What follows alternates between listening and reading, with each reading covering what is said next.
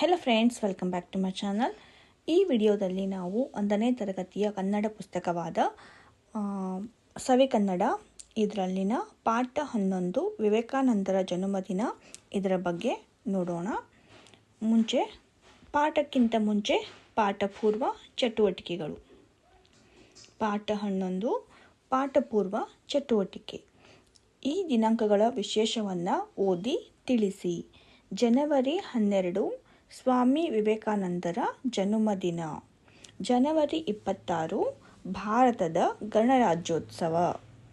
April 14 Baba Saheb Ambedkar ರವರ ಜನ್ಮದಿನ. August 15 ಭಾರತದ ಸ್ವಾತಂತ್ರ್ಯೋತ್ಸವ. ಸೆಪ್ಟೆಂಬರ್ 5 ಡಾಕ್ಟರ್ ಎಸ್ ರಾಧಾಕೃಷ್ಣನ್ ರವರ ಜನ್ಮದಿನ. ಇದನ್ನು ನಾವು ಟೀಚರ್ಸ್ ಡೇ, ಶಿಕ್ಷಕರ ದಿನಾಚರಣೆಯನ್ನಾಗಿ ಆಚರಿಸ್ತೇವೆ. ಅಕ್ಟೋಬರ್ 2 ಮಹಾತ್ಮ ಗಾಂಧೀಜಿಯವರ ಜನ್ಮದಿನ. ನವೆಂಬರ್ 1 ಕನ್ನಡ ರಾಜ್ಯೋತ್ಸವ. ನವೆಂಬರ್ 14 ಜವಾಹರ್ಲಾಲ್ ನೆಹರು ರವರ ಜನ್ಮದಿನ. ಇದನ್ನು ನಾವು ಮಕ್ಕಳ ದಿನಾಚರಣೆ, ಚಿಲ್ಡ್ರನ್ಸ್ ಡೇ ಅನ್ನಾಗಿ ಸೆಲೆಬ್ರೇಟ್ ಮಾಡ್ತೀವಿ. ಡಿಸೆಂಬರ್ 25 ಯೇಸು ಕ್ರಿಸ್ತರ ಜನ್ಮದಿನ. ಇದನ್ನು ಅವರು ಕ್ರಿಸ್ಮಸ್ ದಿನ ಅಂತ ಸೆಲೆಬ್ರೇಟ್ ಮಾಡ್ತಾರೆ. ಓಕೆ, ಇವಾಗ ಪಾಠ 11 ವಿವೇಕಾನಂದರ ಜನ್ಮದಿನ. ಇದು ಗದ್ಯ. ಅದು ಒಂದು ಸರಕಾರಿ ಶಾಲೆ. ಆ ದಿನ ಸ್ವಾಮಿ ವಿವೇಕಾನಂದರ ಅವರ ಜನ್ಮದಿನ ಆಚರಣೆ. ಶಾಲೆ ತುಂಬ ಆ ದಿನ ಸಡಗರವೋ ಸಡಗರ. ರಹೀಮನು ಹೂವು ತಂದನು, ರಾಜನು ಮಾಲೆ ಮಾಡಿದನು. ಸ್ವಾಮಿ ವಿವೇಕಾನಂದರ ಪಟವು ಹೂಮಾಲೆಗಳಿಂದ ಕಂಗೊಳಿಸಿತು. ಶಾಂತಾರಾಮನು ದೇವರ ನಾಮ ಹಾಡಿದನು.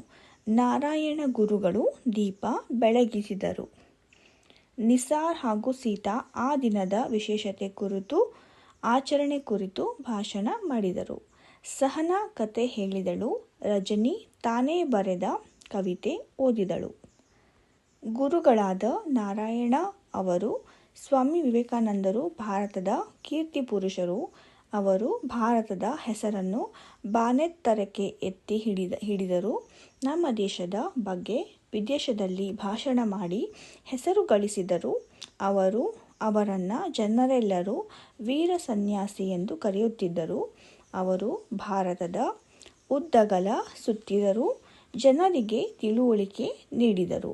ಅವರು ಮಹಾನ್ ದೇಶಭಕ್ತರಾಗಿದ್ದರು. ಭಾರತವೆಂದರೆ ಅವರಿಗೆ ತುಂಬ ಹೆಮ್ಮೆ ಎಂದು ಸ್ವಾಮಿ ವಿವೇಕಾನಂದರ ಗುಣಗಾನ ಮಾಡಿದರು. ಪೀಟರ್ ವಂದಿಸಿದನು.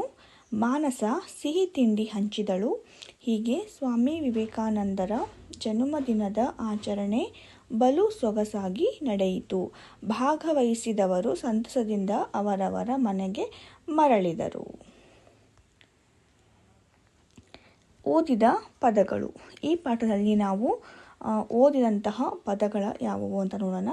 ಸರಕಾರಿ, ಜನುಮ, ಆಚರಣೆ, ಸಡಗರ, ಹೂವು, ಮಾಲೆ, ಪಟ, ತಿಂಡಿ, ಭಾಷಣ, ಗುರುಗಳು, ಭಾರತ, ಪುರುಷ, ಬಡವ, ಬಂಧು, ದೇಶ, ಬೆಳವಣಿಗೆ, ನೇತಾರ, ಪುಟಾಣಿ, ಮಮತೆ, ಸೊಗಸು, ಗುಣಗಾನ, ಹಾಡು, ಕತೆ, ಕವಿತೆ, ಓದು, ಸಮಾರಂಭ, ಬಲು, ಭಾಗವಹಿಸು, ಹಂಚು, ಮರಳು. ಇವಿಷ್ಟು ನಾವು ಈ ಪಾಠದಲ್ಲಿ ಓದಿದಂತಹ ಪದಗಳು.